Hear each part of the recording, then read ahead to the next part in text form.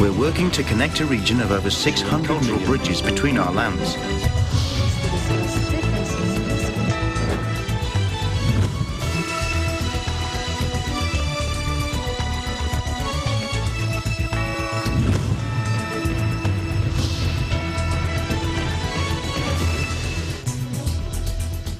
Hello, Malma Angeles. We're moving to the next stage of the pandemic. And as the world resets to the new normal, we find ourselves seeking the right balance between health and livelihood, constantly adjusting the boundaries between liberty and responsibility. Welcome to Asean on Focus. On today's headlines. The Philippines plunged into recession after its biggest quarterly contraction on record, according to data, as the economy reels from the coronavirus lockdowns that have wrecked businesses and thrown millions out of work. The number of Filipinos killed in the twin explosions in Lebanon's capital, Beirut, has risen to 4, according to the Department of Foreign Affairs. And the ASEAN Secretariat gathered a panel of global experts to share their views on the impact and responses to the COVID-19 pandemic and discuss policy insights towards a post-pandemic recovery.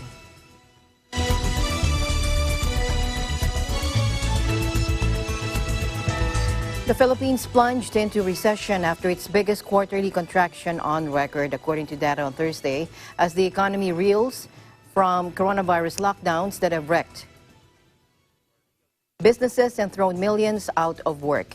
Gross domestic product shrank 16.5% on year in the second quarter, according to the Philippine Statistics Authority, when the country endured one of the world's longest stay-at-home orders to slow the spread of the virus that has devastated economies globally. It followed a revised 0.7% contraction in the first 3 months of the year and marked the biggest reduction in economic activity since records began in 1981 during President Marcos' era. It is the country's first recession in 3 decades. The outlook for the archipelago is bleak, with the number of coronavirus infections surging past 115,000 this week, a more than 5-fold increase since early June, when the economy-crippling restrictions were eased. Without a doubt, the panic, the pandemic, and its adverse effect on the economy are testing the economy like never before, according to Acting Socio-Economic Planning Secretary Carl Chua. But unlike past crises, the Philippines is now in a much stronger position to address the crisis. Meanwhile, Malacanang remains optimistic that the Philippines can soon recover after it officially entered a recession with a 16.5% economic plunge in the second quarter due to the COVID-19 related lockdowns.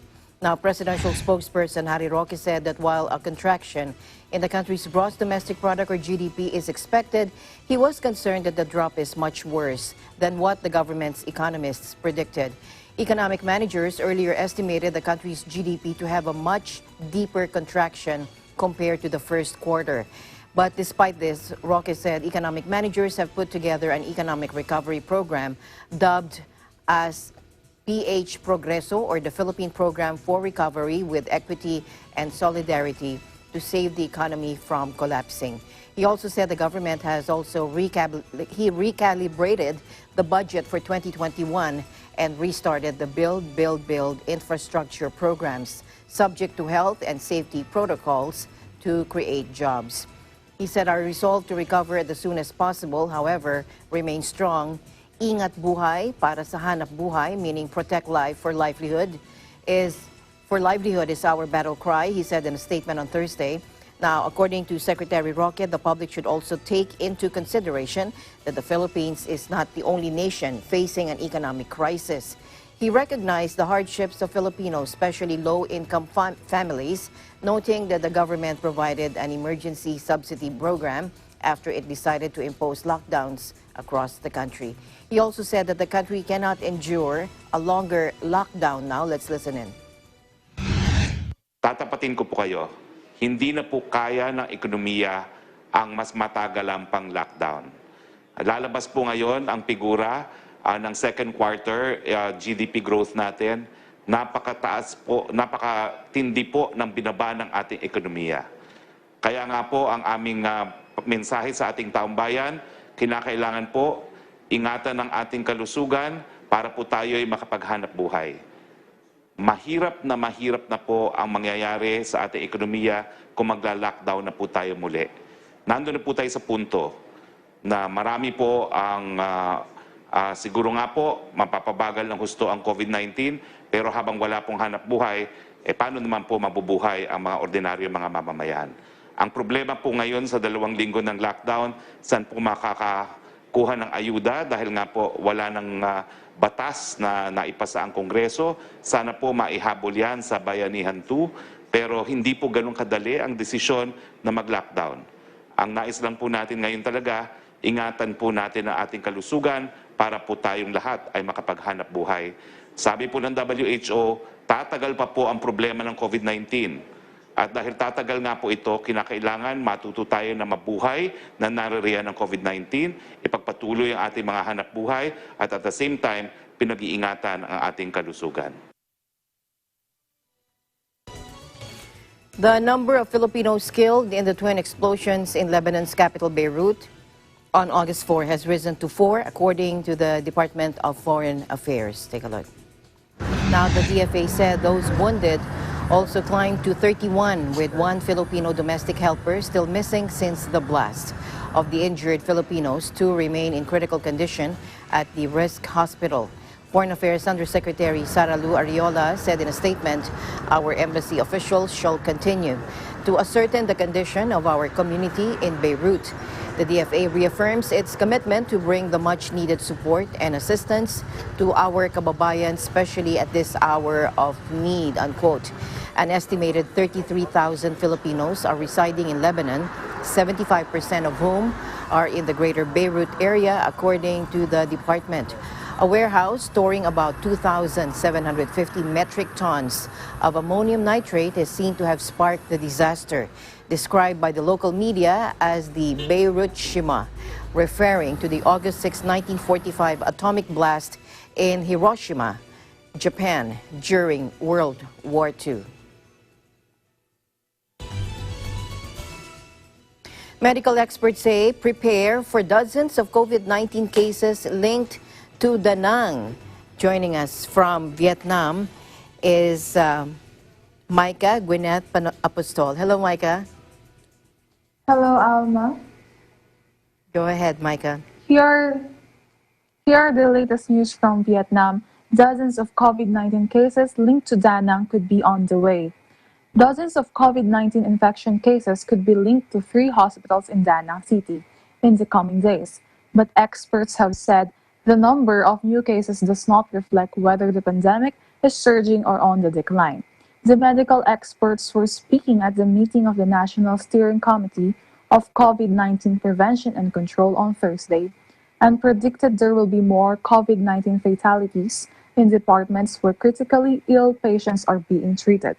Responding to the question over whether cases linked to Da Nang in Hanoi and Long San and Bac Giang provinces all come from 3 hospitals, Acting Minister of Health Nguyen Than Long said 3 hospitals in Da Nang are hotspots of COVID-19, but transmissions has also occurred in the community. About 91.71% of locally transmitted cases linked to Da Nang are related to the 3 hospitals. About 2% or 14 cases are not, or their infection sources are impossible to investigate, he said. The pandemic in Da Nang has had a high speed of transmissions with patients, relatives of patients, and medical workers at 3 hospitals at the highest risk of infection. The Ministry of Health recommends returnees from Da Nang from July 1 take preventive measures to protect themselves and others. The Ministry of Health has strengthened testing capacity by 3 times compared to April to trace new cases, he added. According to medical experts, when hotspot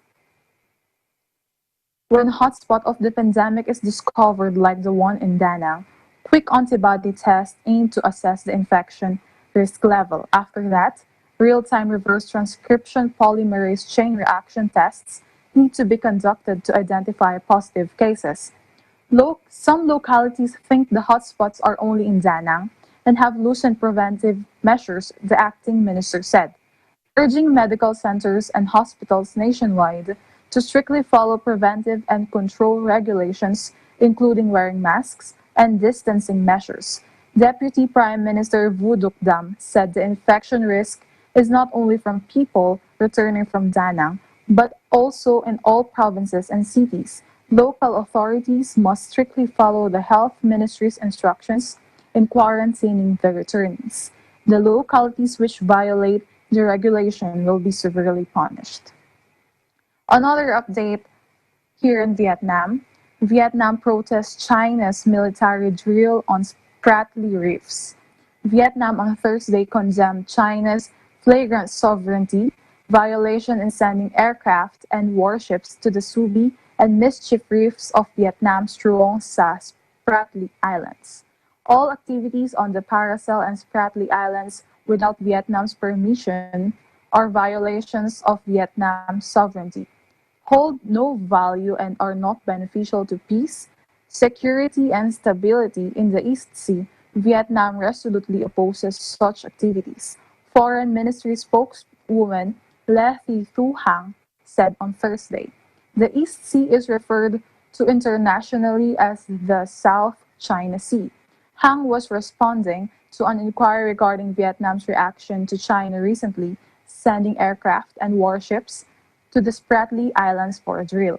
A video posted on August 7 on Haika News, a news app operated by the overseas edition of People's Daily, an official newspaper of the China's Communist Party, said the Southern Theater Command had sent various aircraft to the Subi Reef for a drill that lasted over 10 hours. Exactly when the drill took place was not specified. China had also sent a frigate and corvette to the Mischief Reef on August 2, according to the news site Benar News. We once again affirm that the Paracel and Spratly Islands are inseparable territories of Vietnam, Hang said. Commenting on posts or on reports that China was building a surveillance network in the East Sea, Hang said the ministry would discuss the matter further with Vietnamese authorities.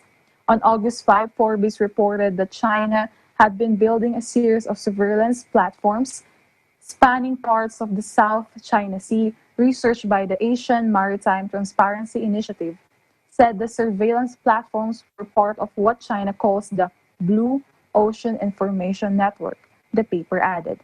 Hang said once again, we stress that the maintenance of peace, stability, and security in the East Sea is the interest and responsibility of all countries in the region, as well as the international community. To achieve this goal, all countries should engage in activities with responsibility and goodwill. Back to you, Alma. All right, thank you very much, Micah, for your updates there in Vietnam. Stay safe, stay healthy. Thank you, Alma. Reporting live from Da Nang, Vietnam, this is Micah Gwyneth O. Apostle. We live in interesting times. Now, in the Beirut blast, there were also Sri Lankan casualties. Now, to tell us more about it is from our EBC Sri Lanka Bureau, Vanessa Viloria Silva. Vanessa. Hi, Alma. Good afternoon. Good afternoon. Yes, Alma. Number of Sri Lankan casualties in the massive explosion in Lebanese capital Beirut has risen to 10, Sri Lankan embassy in Lebanon said. According to the Sri Lankan ambassador to Lebanon, Shani Karunaratne, the 10 injured Sri Lankans are currently being treated in hospitals, and their current conditions are not critical. Several birthplaces of Sri Lankans have also been damaged due to the explosion. As a result of the sudden explosion, minor damages were caused to the Sri Lankan embassy premises in Beirut and the residences of the embassy officials.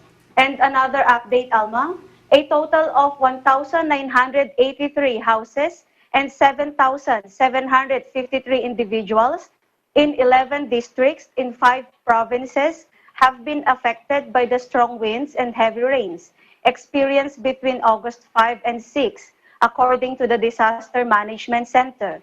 DMC Assistant Director Cody Pili noted that 5 individuals were reported to be injured and many roads were blocked by the fallen trees. In the meantime, the Ministry of Power and Energy said that interrupting to the power supply have been reported from several districts in the country. Back to you, Alma. Vanessa, for your updates there. And you stay safe, stay healthy, have a great weekend. Thank you so much, Alma. Reporting live from Sri Lanka, this is Vanessa Viloria Silva, and we live in interesting times. All right, from Sri Lanka to Bangladesh, Arabel Pascua joins us live. Hello, Arabel. Hello, Alma. Good afternoon. Good afternoon, Arabel. Good to see you back. Good to see you again, Alma. The updates in Bangladesh right now. Bangladesh is sending aid, including food and a medical team, to Lebanon after the most powerful blast hit a country that has already been struck down by an economic crisis. Foreign Minister A.K. Abdul Momen called his counterpart in Lebanon, Charbel Webe, and informed him about sending the aid. Momen called Webe to offer his condolences over the casualties in the blast. Bangladesh is ready to serve Lebanon with any emergency assistance, he said. The Bangladesh foreign minister also expressed his gratitude to the Lebanon government for every assistance to the expatriate Bangladeshis injured in the explosion. There were 4 Bangladeshi casualties reported from the explosion in a chemical warehouse in Beirut on Tuesday. The blast injured at least 99 Bangladeshis, including 21 members of Bangladesh Navy working for a UN peacekeeping mission. Seismic tremors from the blast were recorded as far away as Eilat on Israel's Red Sea coast, about 580 kilometers south of Beirut. Health officials reported hospitals were running out of beds and equipment to attend to the injured.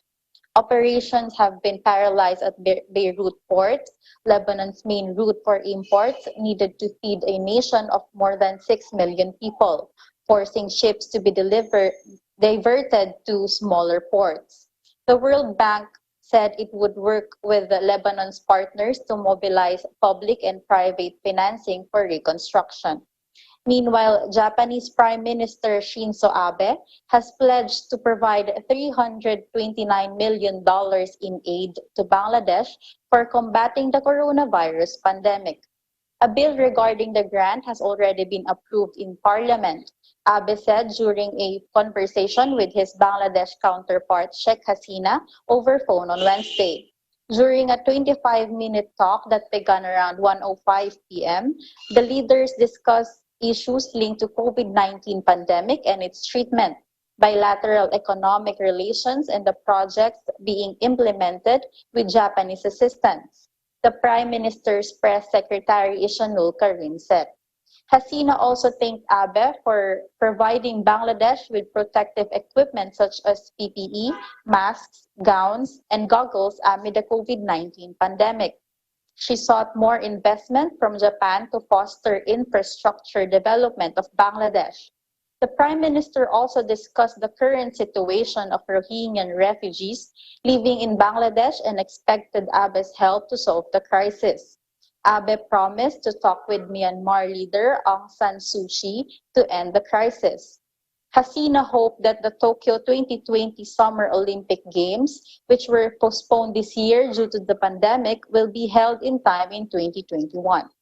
Alma, as of today, Bangladesh records 249,651 COVID-19 cases in the country, with 143,824 recoveries and 3,306 deaths. Back to you, Alma. All right. Thank you very much, Arabel. Have a great weekend. Thank you for your updates. Looking forward to seeing you next week. Thank you. Thank you very much, Alma. Hope to see you again too. Reporting live from Bangladesh, I am Arabel Pascua. We live in interesting times. The number of police officers infected with the coronavirus disease has reached 2,407. As of 6 p.m. on Thursday, the Philippine National Police or PNP Health Service reported 60 new confirmed COVID-19 cases among its ranks. Meanwhile, a total of 1,428 personnel have recovered from the disease, while the death toll remains at 11. It is also monitoring 893 probable cases and 2,379 suspected cases. Earlier, PNP spokesperson Brigadier General Banak said the majority of the cops who have contracted the disease are asymptomatic. Cops tested for COVID-19 will observe a 14-day quarantine and undergo another test. Once cleared, they have to rest for 7 to 10 more days before going back to duty. Meanwhile, the Philippine government has received from Tokyo the antiviral medicine Avigan, a potential treatment against COVID-19. The Japanese embassy in Manila said, now the medicine, whose generic name is Favipiravir, was turned over to the Department of Health and on August 6 and will be allotted for 100 patients who are part of the Avigan clinical trial. And Japan hopes that this ongoing cooperation with the Philippines would further contribute to the advancement of clinical research to contain the COVID-19 pandemic, the embassy said in a statement. Some researchers have revealed that Avigan, developed by a subsidiary of Japan-based Fujifilm Holdings Corp., is seen as an effective drug in treating COVID-19. It has also drawn interest from many countries for its potential to counter viral replication. In Japan, the drug showed some promise in treating COVID-19 infected patients, as some of them recovered after taking it. However, health experts cautioned against its use because the drug has one dangerous potential side effect: birth defects. Now, the arrival of the drug is part of Tokyo's emergency grant aid to countries severely affected by the pandemic. Each recipient government acknowledged Avigan's proper usage and prescription in view of its known adverse side effects, according to the embassy. Asean in Focus will be right back.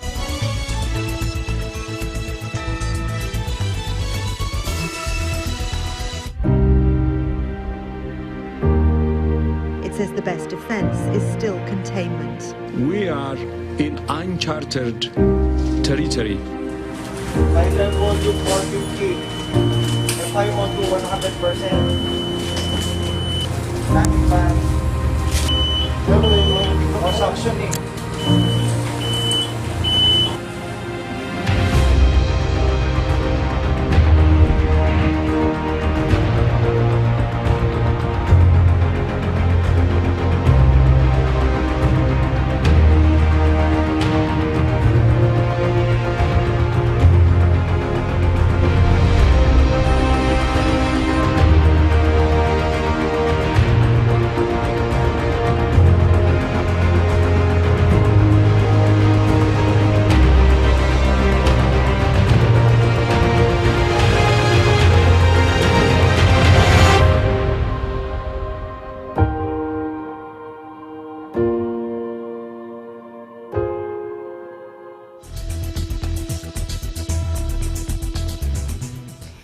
Trade Secretary Ramon Lopez on Friday said only through resuming business activities will the country's economy be able to recover after it plunged 16.5% in the second quarter of the year. But with the risk of COVID-19, Mr. Lopez underscored that strict health protocols should remain in place while easing lockdowns and gradually reopening economic activities. He said, quote, "We recognize the primacy of health over economy as the country tried to build up more testing capacities and health and treatment facilities." He also said that the government also recognizes that the country is now on the second phase in its COVID-19 fight, where the general direction is toward the safe and gradual reopening of the economy to bring back jobs for Filipinos, but still ensuring strict health protocols. He also said the Department of Trade and Industry is pushing for its rebuild strategy, which stands for revitalizing businesses, investments, livelihoods, and domestic demand. Now, he added, part of stimulating demand is also the current campaign of DTI to buy local, to patronize locally produced goods to generate more local employment, he added. Now, Mr. Lopez is also promoting e-commerce that can stimulate demand while minimizing the risk of getting infected with the coronavirus. In a report of Fitch Solutions dated August 5, it forecasts that consumer spending habits in the country this year will have a more negative impact than the great financial crisis over a decade ago. The ASEAN Secretariat gathered a panel of global experts to share their views on the impact of and responses to the COVID-19 pandemic and discussed policy insights towards a post-pandemic recovery. Let's listen in.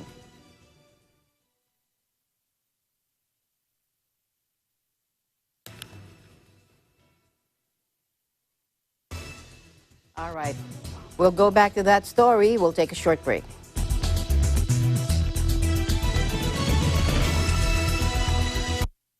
Bukas na po ang auditions para sa Tagisan ng Galing Part 2. Mag-audition na po kayo sapagkat mahigit sa 7 million pesos ang nag-aantay na papremyo sa kategorya ng sayawan at kantahan. Opo, Tagisan ng Galing Part 2. Dito lamang po yan sa Net 25.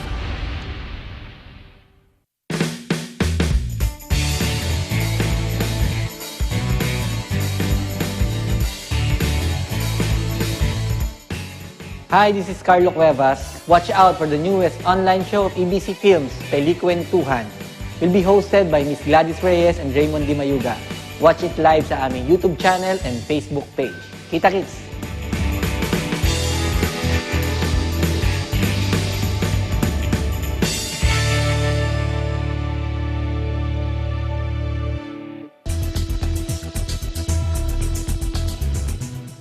Welcome back. The ASEAN Secretariat gathered a panel of global experts to share their views on the impact and responses to the COVID-19 pandemic and also discuss policy insights towards a post-pandemic recovery. Let's listen in.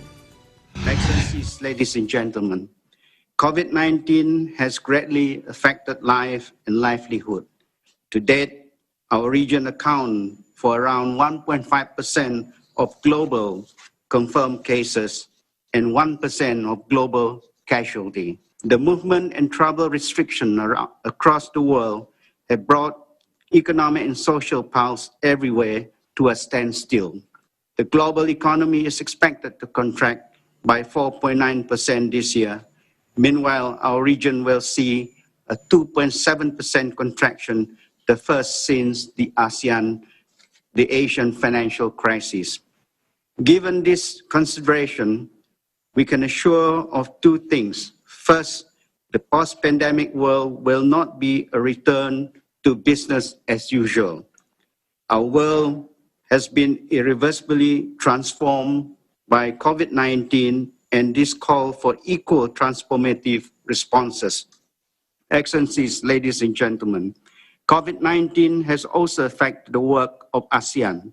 While digital technologies have to an extent help us progress our work, they cannot fully substitute the people-to-people connection that is at the core of our community.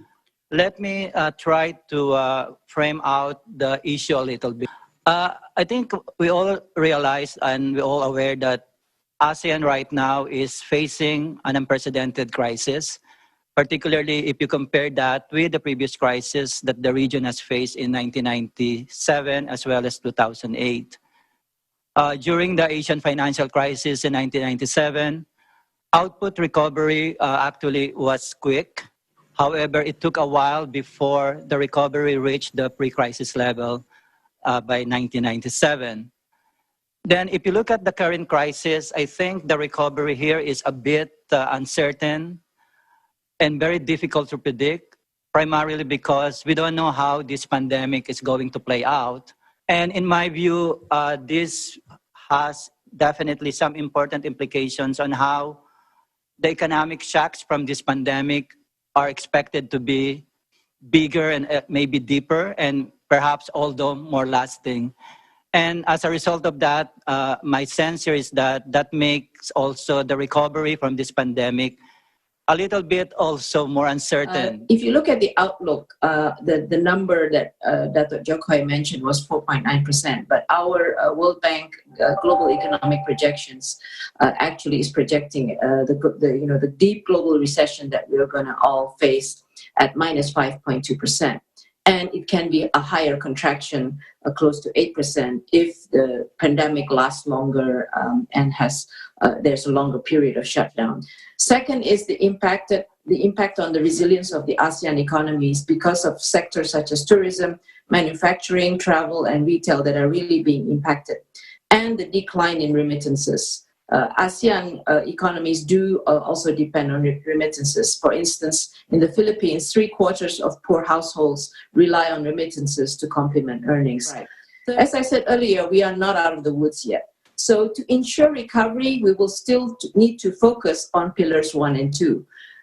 We still need to prioritize smart containment and opening up, share experiences between countries. And we've seen how countries opened up and then have had to lock down because another wave has happened or another cluster has emerged. So these going in and out, we think, is still going to continue. And that means that you are not yet in, when are you going to be in recovery is still going to be something you need to figure out. A framework for financial cooperation, ASEAN, ASEAN plus 3 financial cooperation networks, frameworks, bilateral swap lines, these really need to be strengthened in the Pillar 2 and the Pillar 3 recovery stage.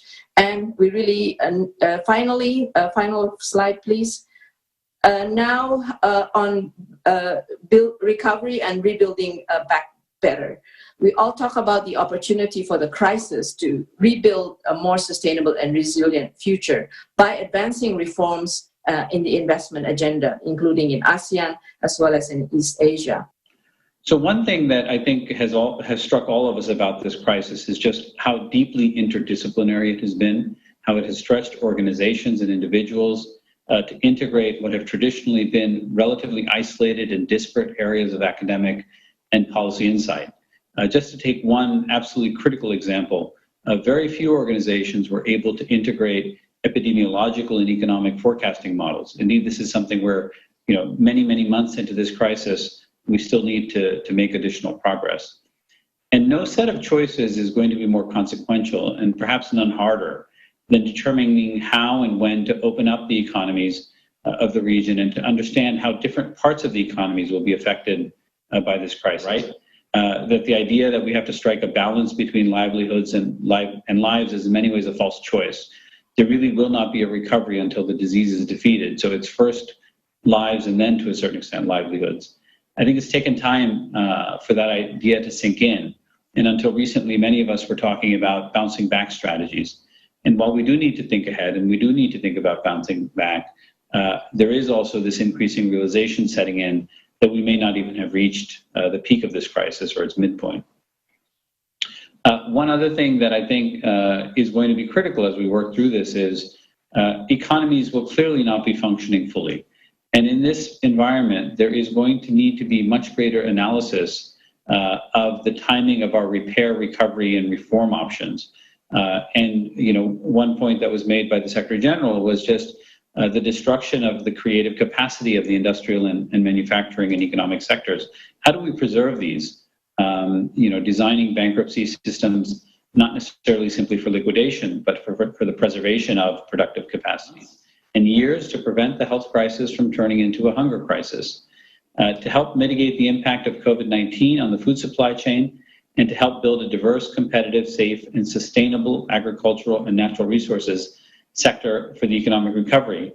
ASEAN countries need to transition their agriculture from one heavily reliant on a few traditional crops to a well-diversified and commercialized one. To accomplish this, countries will need to promote policy reforms, infrastructure and technology investment in agri-food systems, and will need to continue to invest in regional cooperation and integration for agricultural technology development and trade facilitation, as well as for food emergency assistance.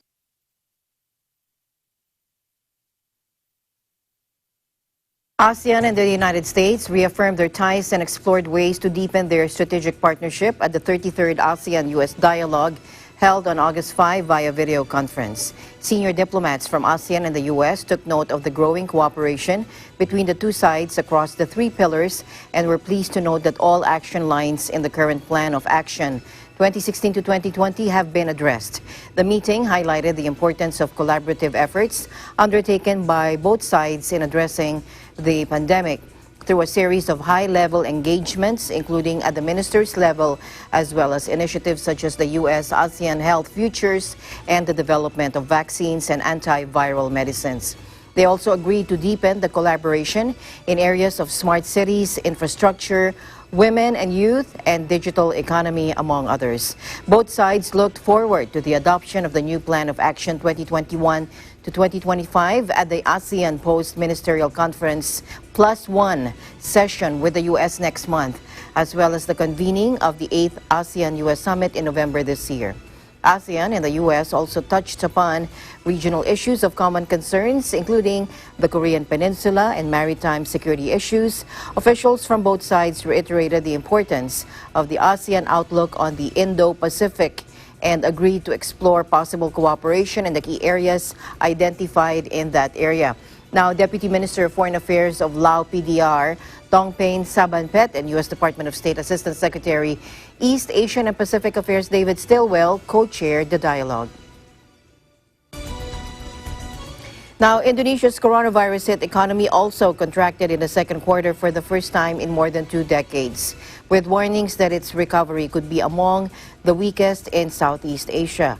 Output in the region's biggest economy slumped 5.3% on year in April to June, according to the Statistics Agency, as retail sales and manufacturing also took a hit. Now, that marked Indonesia's first contraction since the first quarter of 1999 during the Asian financial crisis, putting it on course for the first recession since then. Economic activity in Indonesia collapsed in the second quarter, Research House Capital Economics said in a note after the figures were published. It said a failure to contain the virus effectively and inadequate policy support means the recovery is likely to be one of the slowest in the region. Governments around the world have been struggling to contain the deadly disease, which forced the shutdown of vast parts of the global economy in the second quarter. ASEAN in Focus will be right back.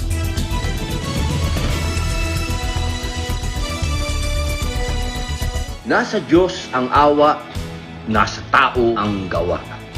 Ibig sabihin, kinakailangan ng tao na magpakasipag upang umunlad ang pamumuhay. At dito kaagapay natin ang unlad sa pagbibigay nila ng hanap buhay sa ating mga kababayan. Sa episode na ito ay tatalakayin natin at aalamin natin ang mga bagay ukol sa poultry o manukan. Ituturo din namin sa inyo ang maaari ninyong pagkakakitaan dyan mismo sa inyong tahanan, ang manukan sa bakul. Samahan niyo po kami sa isa sa pinakamalaking poultry dito sa Pilipinas, ang Maligaya Mega Poultry.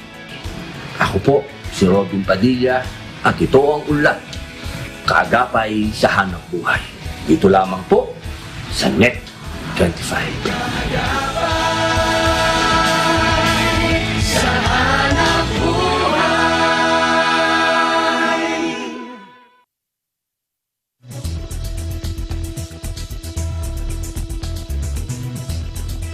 The ASEAN Secretariat held a webinar to increase concerted effort and preparedness in preventing haze events, predicted to peak in August to September. The webinar was supported by the International Fund for Agricultural Development, or IFAD-funded Measurable Action for Haze-Free Sustainable Land Management in Southeast Asia, or MAFSA program. The participants of the webinar included the ASEAN Haze Sectoral Body, relevant ASEAN sectoral bodies, partners, and private sector actors in peatland and haze management, taking into consideration the upcoming dry season in the southern ASEAN region. In his welcoming remarks, Deputy Secretary General of ASEAN for Socio-Cultural Community, Kang Fo-Wak, highlighted the potential threats and impacts of COVID-19 on forest fire and haze issues due to resource constraints and limited mobility on intervention. In his remarks, IFAD Country Director for Southeast Asia and the Pacific Sub-Regional Office, Cosio Cortez, highlighted that IFAD has been supporting ASEAN in the implementation of the haze-free agenda for over a decade. He further stressed that, quote, as countries recover from the COVID-19 pandemic and in view of the upcoming dry season, we must continue to join our efforts to strengthen regional coordination aiming at promoting sustainable management at natural resources and preserving the health of people in the ASEAN region. Key practitioners in ASEAN and Australia shared insights on the impacts and potential risks of the pandemic situation on ASEAN's response to fire and haze events, as well as lessons learned from the 2020 Mekong dry season and 2019 Australia bushfire crisis. Further, they shared preparedness actions for the upcoming dry season in the southern ASEAN region, as well as the measures that deployed to prevent forest fires and transboundary haze.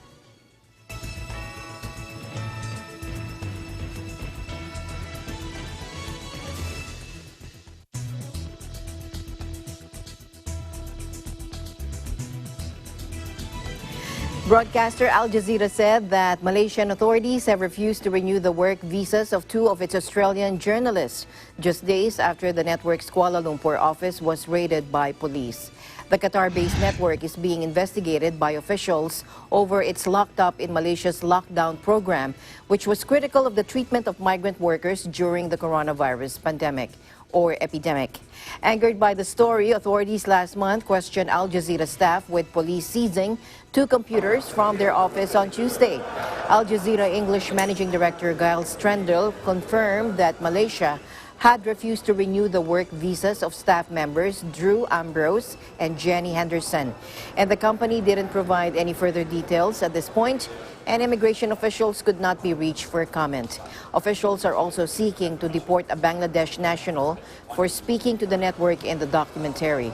Malaysia has insisted that the documentary, which focused on the alleged mistreatment of migrant workers during a virus lockdown in May, tarnished the country's image.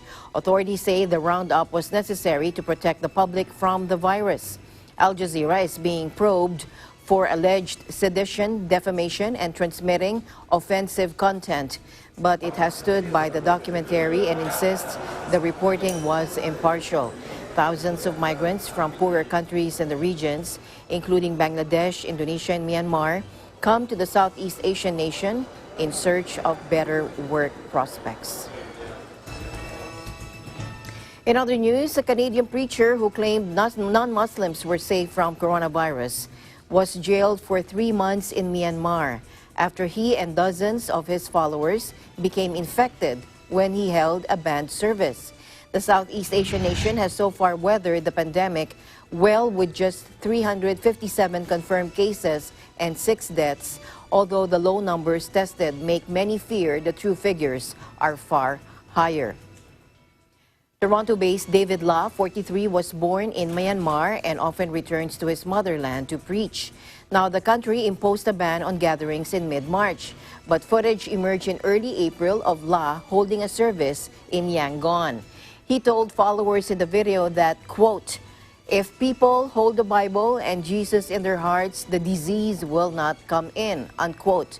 Now, La tested positive himself for the coronavirus shortly afterwards, and then dozens of confirmed cases were traced back to his followers. The preacher was arrested after recovering from the illness in May and faced up to 3 years in jail for violating the Natural Disaster and Management Law.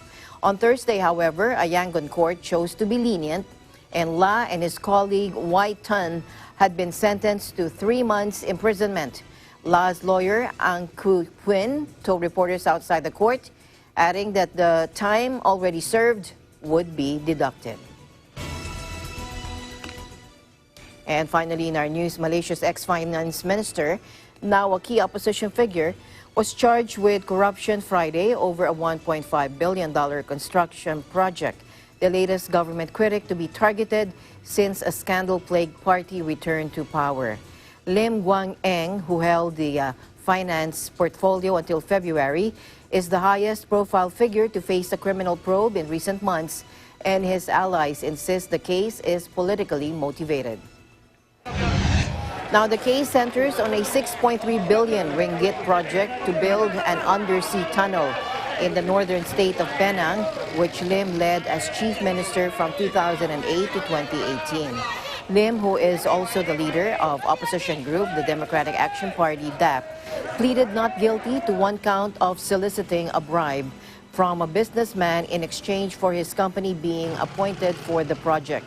According to the charge, the alleged kickback was a cut of profits the company would have made from its work on the project. The 59-year-old, who was released on bail, faces a jail term of up to 20 years if convicted. He will also face 2 more corruption charges next week, according to the anti-graft agency. Officials had been investigating the case for some time, and Lim had already been questioned several times over it. Last week, fellow DAP lawmaker Tony Pua described the case against Lim as persecution and said there was a concerted, almost Herculean effort to taint him. Lim was also charged in another corruption case several years ago, but that was dropped in 2018. His party, dominated by the country's ethnic Chinese minority, was a main member of the coalition that swept to power at landmark elections in 2018, toppling a corruption-riddled regime that had governed Malaysia for 6 decades. But the administration led by Mahathir Mohamad collapsed amid bitter infighting in February. And that is the latest news in the Southeast Asian nations. Stay updated about the ASEAN region. I'm Alma Angeles. Have a great weekend. We live in interesting times.